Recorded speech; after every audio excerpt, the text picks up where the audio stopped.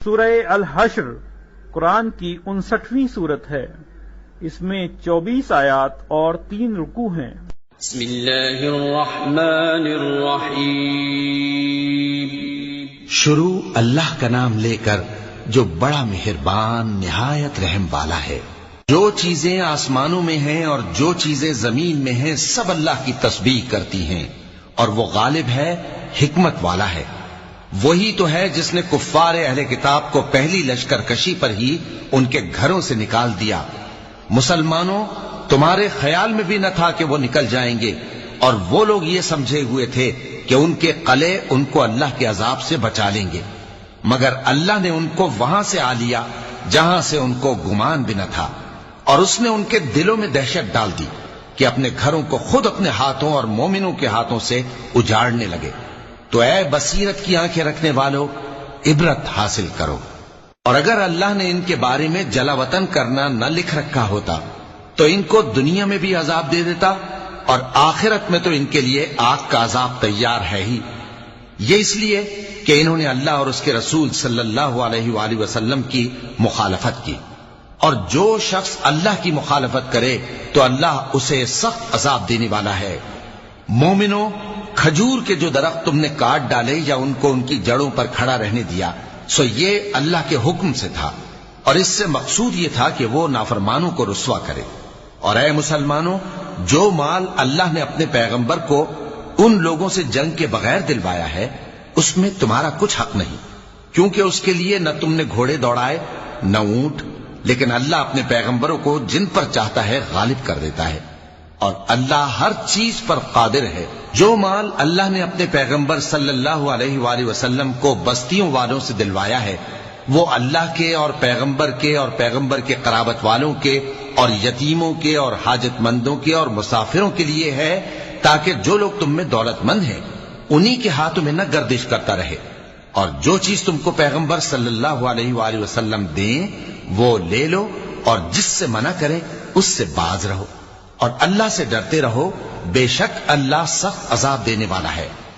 اور ان ضرورت مند مہاجروں کے لیے بھی جو اپنے گھروں اور مالوں سے خارج اور جدا کر دیے گئے ہیں، جو اللہ کے فضل اور اس کی خوشنودی کے طلبگار اور اللہ اور اس کے پیغمبر کے مددگار ہیں، یہی لوگ سچے ہیں۔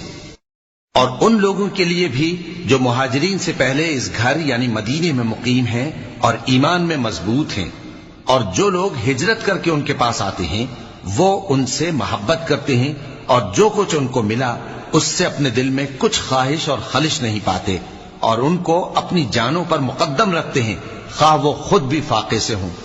اور جو شخص خود غرضی سے بچا لیا گیا تو ایسے ہی لوگ بامراد ہیں۔ اور ان کے لیے بھی جو ان مہاجرین کے بعد آئے اور دعا کرتے ہیں کہ اے پروردگار، ہمارے اور ہمارے بھائیوں کے جو ہم سے پہلے ایمان لائے ہیں گناہ معاف فرما، اور مومنوں کی طرف سے ہمارے دل میں کینہ و حسد نہ پیدا ہونے دے، اے ہمارے پروردگار تو بڑا شفقت کرنے والا ہے، مہربان ہے۔ کیا تم نے ان منافقوں کو نہیں دیکھا جو اپنے کافر بھائیوں سے جو اہل کتاب ہیں کہا کرتے ہیں کہ اگر تم جلا وطن کیے گئے تو ہم بھی تمہارے ساتھ نکل چلیں گے، اور تمہارے بارے میں کبھی کسی کا کہا نہ مانیں گے، اور اگر تم سے جنگ ہوئی تو تمہاری ہی مدد کریں گے، مگر اللہ ظاہر کیے دیتا ہے کہ یہ جھوٹے ہیں۔ اگر وہ نکالے گئے تو یہ ان کے ساتھ نہیں نکلیں گے، اور اگر ان سے جنگ ہوئی تو یہ ان کی مدد نہیں کریں گے، اور اگر مدد کریں گے بھی تو پیٹ پھیر کر بھاگ جائیں گے، پھر ان کو کہیں سے بھی مدد نہ ملے گی۔ مسلمانوں، تمہاری ہیبت ان لوگوں کے دلوں میں اللہ سے بھی بڑھ کر ہے، یہ اس لیے کہ یہ سمجھ نہیں رکھتے۔ یہ سب جمع ہو کر بھی تم سے نہیں لڑ سکیں گے مگر بستیوں کے قلعوں میں پناہ لے کر یا دیواروں کی اوٹ سے۔ ان کے آپس میں بھی بڑی لڑائی رہتی ہے، تم خیال کرتے ہو کہ یہ اکٹھے ہیں، حالانکہ ان کے دل پھٹے ہوئے ہیں۔ یہ اس لیے کہ یہ بے عقل لوگ ہیں۔ ان کا حال ان لوگوں کا سا ہے جو ان سے کچھ ہی پیشتر اپنے کرتوت کی سزا کا مزہ چکھ چکے ہیں، اور ان کے لیے دکھ دینے والا عذاب تیار ہے۔